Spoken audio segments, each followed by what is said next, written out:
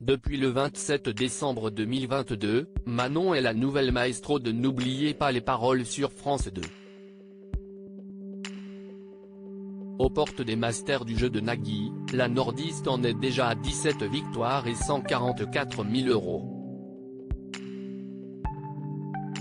Elle s'est confiée à Télé Loisirs sur sa longue préparation pour l'émission et ses objectifs pour la suite de la compétition. N'oubliez pas les paroles tient probablement une très grande maestro en la personne de Manon. Présente depuis le 27 décembre, elle est déjà la 35e meilleure candidate du jeu musical de Nagui. Pour rappel, il faut être dans les 32 premiers maestros du classement général pour être assuré de pouvoir participer au Master, le Graal pour tous les apprentis chanteurs de France 2. Une place qui devrait être assurée pour la nordiste, si elle ne connaît pas d'accident de parcours ces jours-ci. Celle-ci s'est confiée à Télé Loisirs sur sa rigoureuse préparation et son ressenti sur l'émission. J'ai passé 4 fois le casting de N'oubliez pas les paroles Télé Loisirs. Depuis quand travaillez-vous pour participer à l'émission ?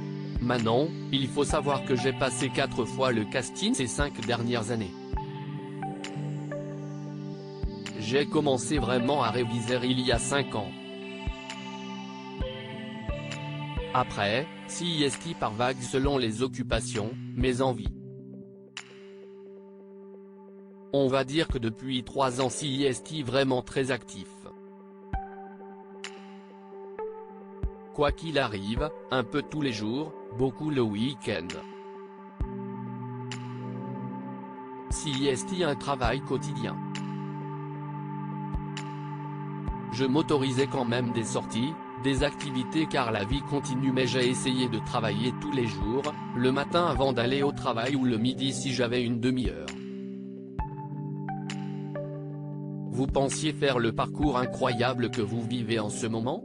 Non, au départ CIST vraiment pour se dépasser, voir ce qu'on vaut.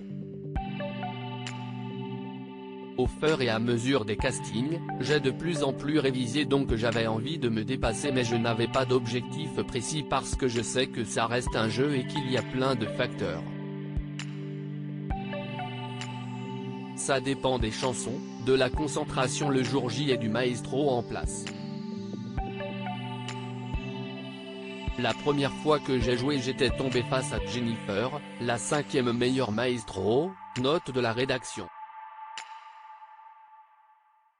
Comment avez-vous organisé vos révisions ?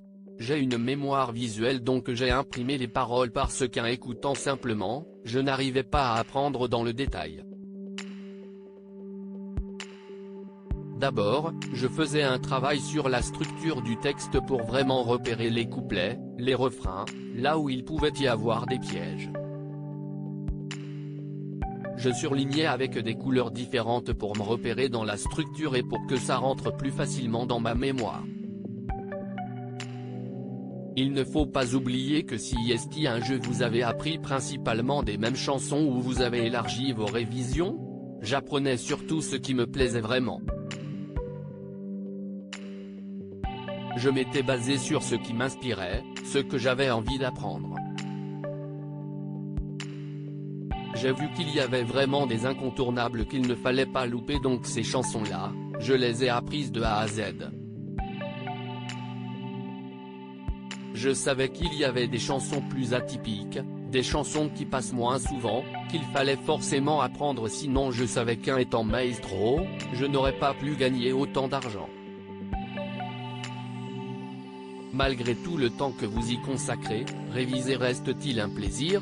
CIST toujours rester un plaisir.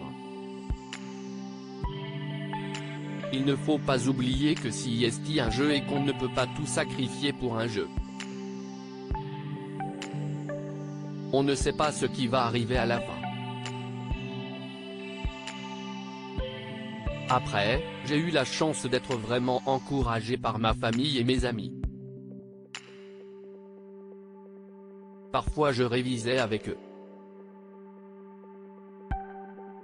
Donc finalement, c'était des moments que je ne passais pas toute seule mais que je passais avec eux. À lire aussi je ne suis pas très fier de moi, Hervé, n'oubliez pas les paroles, se confie après la Ligue des Maestros 2023.